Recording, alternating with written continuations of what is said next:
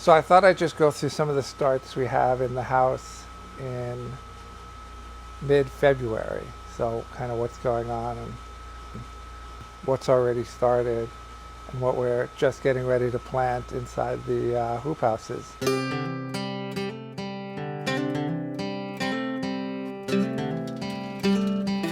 Most of this stuff is, probably all of it's going to go inside one of the hoop houses. We do a lot of lettuce, and I do lettuce in both paper pot and in regular cells. I like to have a choice. I also want to make sure that, if there's any problem that I have it in any form I want, so that I can fill in anywhere I need to in the early spring, because now's the time to really get the houses full and plant a whole bunch of stuff. So I like to have it both, right? These are gonna catch much faster, so I like that. Once we move into the field, I like to do a lot more paper pot. This is about the size that I plant if we're going to do it by hand, and this has another week to go, and then it's going to be ready to plant. Spinach. This is replacing all the spinach that we've been growing all winter inside the houses. And at this time of year, I do it exclusively in paper pots. I use the tool that I created, which is a way to plant them really, really easily without the paper pot transplanter. And I also use the transplanter if it's going to be a long row. But this is really the only way to get spinach fast, is to transplant it. I used to do it one by one, with a lot, with like a 200 cell tray. But this is much faster. Doing it by seed early in the season just takes a little too long for spinach, and it's sometimes a little bit risky. So do a lot of it in the paper pot this time of year. It's all going inside the house at this time.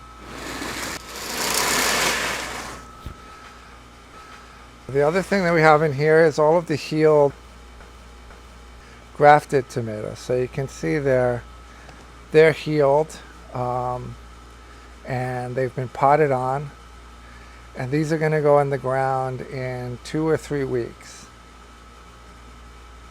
No more than that. Right, they're going to probably triple in size, or even more than that, and then they'll be ready to go in the ground. So this is our first batch. We do a first batch of heated ones, and then we do another batch which is inside of our movable tunnels. It's not heated in there, so that's done, after last frost. For me, that's not until end of May.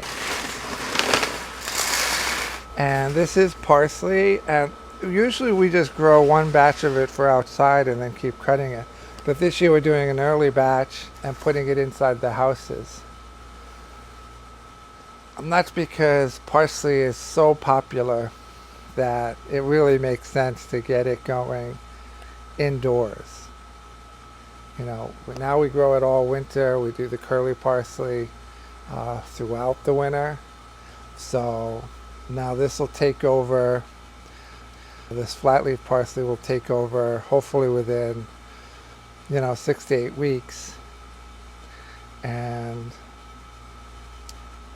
it's such a good moneymaker per square foot that it just makes sense to, do a batch inside the hoop house. And that's going to get planted in a few days. It's ready to go. Then we have kale. We do kale all winter, but that house is getting transferred over to cucumbers.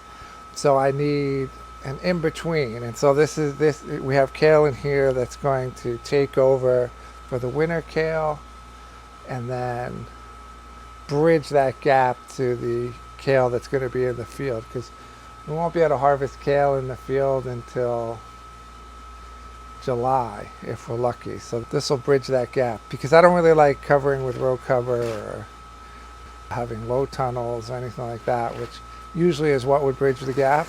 So I just reserve a place inside the hoop house to make sure we have kale. inside the houses. This is just a sample of, I want to try out another multi-cut leaf lettuce, like Scallions, which is a multi-leaf lettuce. This is one from High Mowing. And so we're just going to give it a shot. I'm going to see how it goes. Now that we're moving a lot of our lettuce production indoors, I can really get a good comparison between the two just by growing them side by side and seeing if there's another option. I love Scallions, but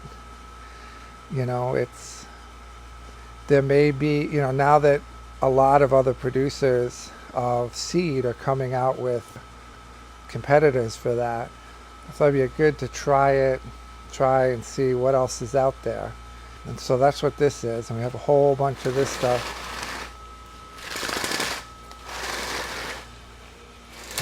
That's another thing that I do in paper pots, which is Scallions. It's just so much easier to do in paper pots, and I just do it really densely in just a couple of rows. And the seeder allows me to seed the right amount of seed per cell so that each one can be a specific bunch of Scallions. And this will go on the ground. I plant it when it's short, only about like that big. So it's only about a week and a half away, and this will be ready to go in the ground.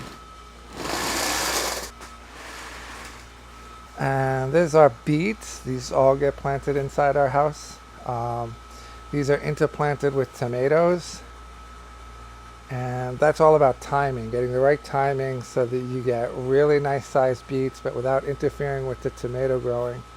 And so in order to get that timing right, I am not direct seeding it. I'm doing it all in trays.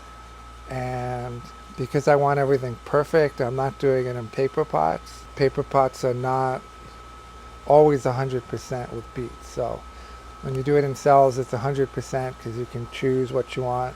I'll plant a ton of these inside the tomato house.